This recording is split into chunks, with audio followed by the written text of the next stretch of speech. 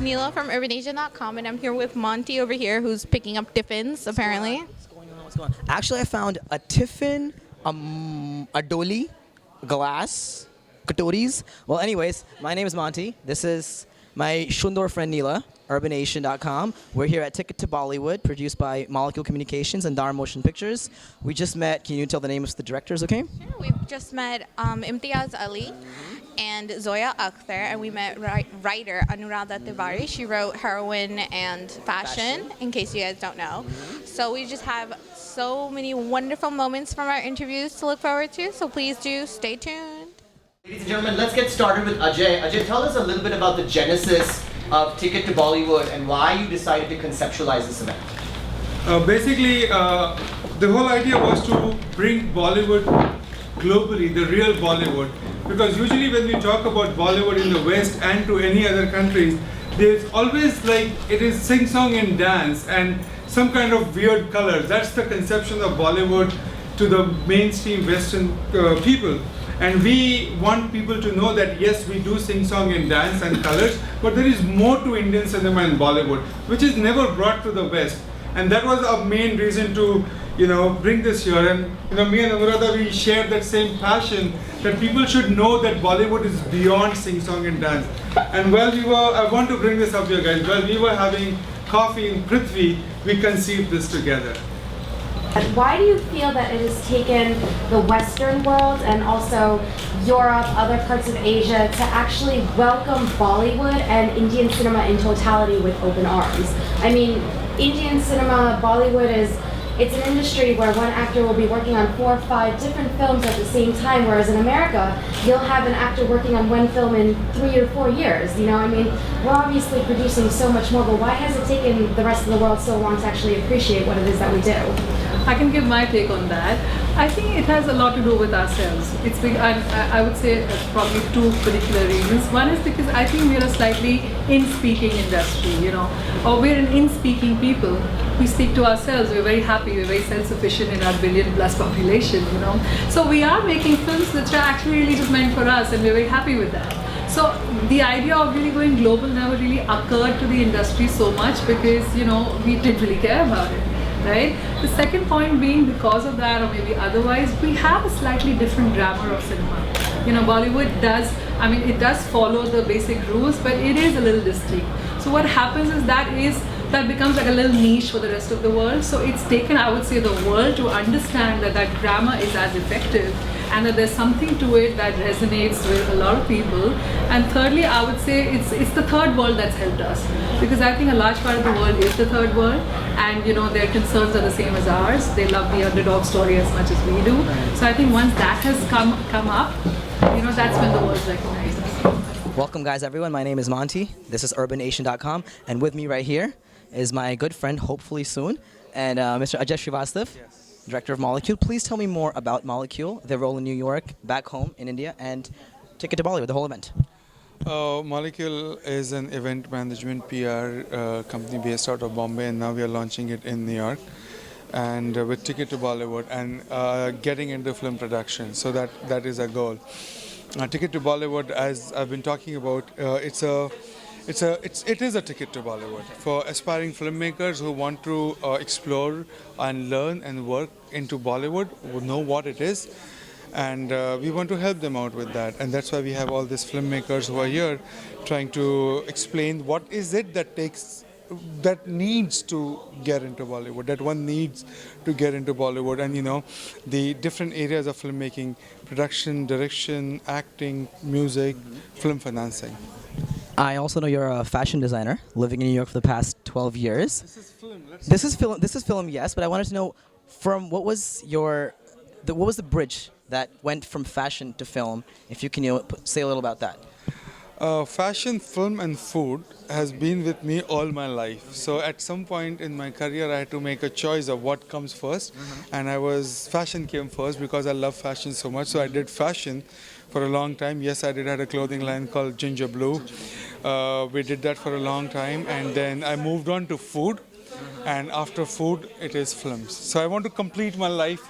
This is how I feel I would feel more complete with all the 3 F's of my life. It's fashion, film, and food. Fashion, film. What's your favorite food?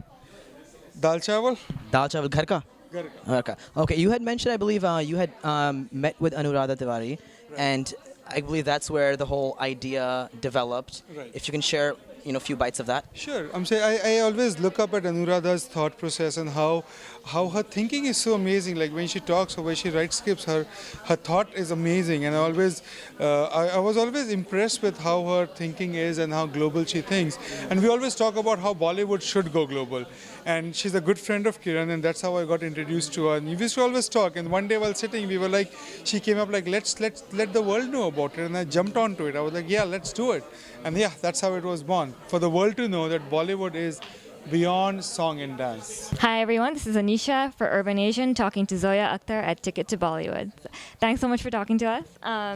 So right off the bat, welcome back to New York because I know you studied here a little while ago, and that kind of leads into my first question, which is what compelled you to come to New York to study? As lots of star kids, they actually just dive right into the industry. So what made you want to come here and get it? I was already in the industry. I was already working in the industry. I wanted to get out for a while, and there was a fantastic intensive film production course at NYU, and I wanted to be in New York for a while. I have really good friends here, and I came and did it. It was awesome. It was a really good experience. And what do you think kind of, what did you come out of it that you wouldn't have gotten if you had stayed in Bombay? I think the whole experience of it. I think also actually working with a camera, shooting your own film, just getting over that, taking a shot and calling a shot and directing a shot.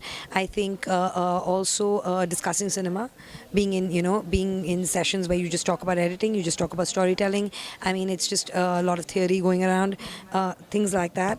Being a student again, being in New York City, living in New York City. I mean, there were lots of things. It wasn't just one particular thing. It was an amalgamation of many things that made up that experience. And this is kind of an event for people who are aspiring to kind of break into films or just interested in the industry itself. What kind of advice would you have, especially for a female, whether they're an aspiring filmmaker, director, screenwriter, what advice would you have for somebody who's really trying to make it in? I think you have to stop thinking you're female. Firstly, it's irrelevant beyond a point. You have to really stop worrying about your gender. If you're a writer, write. You have a story to tell, go pitch it. You know what I mean? I mean, just stop being like, I'm female, because that doesn't work. Be careful, be aware who you're meeting, of course, but that you do anyway when you're female. That's got nothing to do with the film industry, but I mean, just get rid of that and do your job. That's it. That's all the advice I have to give. Welcome everyone, my name is Monty and this is UrbanNation.com. I'm here with the rockstar, the original rockstar himself, Imtiaz Ali. Welcome to Urban Nation. How are you today? First question simply. I'm good. It's good to be here, it's good to meet you. Have you ever been in New York before? This is your first time? This is my third time in New York, but I've not really spent too much time here. I've been crossing and meeting and eating, but I hope to do strike more route here. That's very good. My first question to you would be, in the event that we have here today, Ticket to Bollywood by Molecule, you had said that it took you a while to decide your career as a director. And did you have any other career choices before? Were you, is that what you wanted to be from day one?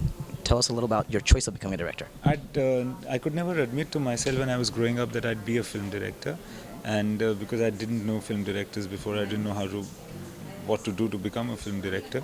So it's a kind of, life has brought me down this path on its own, I guess, in a way. And many career choices. I was thinking that I'd be a journalist. I was thinking I'd be a basketball player at some point. And you have the height for it. Yes. I used to play very seriously and with a lot of interest at some point. So these were the choices. Then I thought I'd probably be an English lecturer. You went to school for English? Yes, I went to school for English. But essentially what I really wanted to do was to be in a world of stories. And cinema was my biggest interest, I think, the biggest fascination, more than even interest. So I just ended up being here. I believe you did start off on television on Z by Kurukshetra.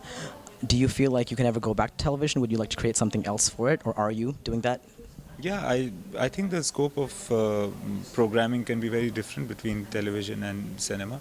And I hope, sometimes I feel that I should do something which is like a travel show, would be very suited for a TV, for television rather than films, right? So something of that sort. I'm sure that television will bring forward some very interesting options, and I hope to do something interesting there. About food, so what is your favorite food?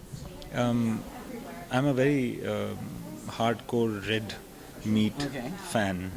So anything around red meat is always good for me, whether it's desi or firangi, anywhere, it's always That's good. something I didn't know, and I hope a lot of people didn't know also. So a quick question about your films. After Jab We Met, Rockstar, Cocktail, all the big successes, do you feel some sort of pressure on you in order to prove it to yourself or to the audience that you will still keep on bringing much more mega hits back to the country?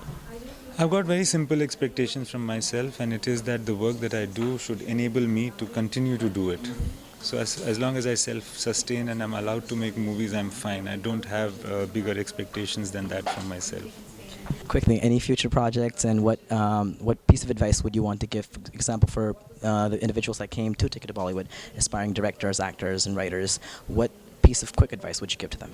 Advice doesn't work, I think, in the work that we do. Just, I guess, more than anything else, the only thing that I can say is listen to yourself, find out who you are and what your story is. That's all that I can say. Thank you so much, guys. Once again, this was Imtiaz Ali, and my name is Monty for UrbanNation.com.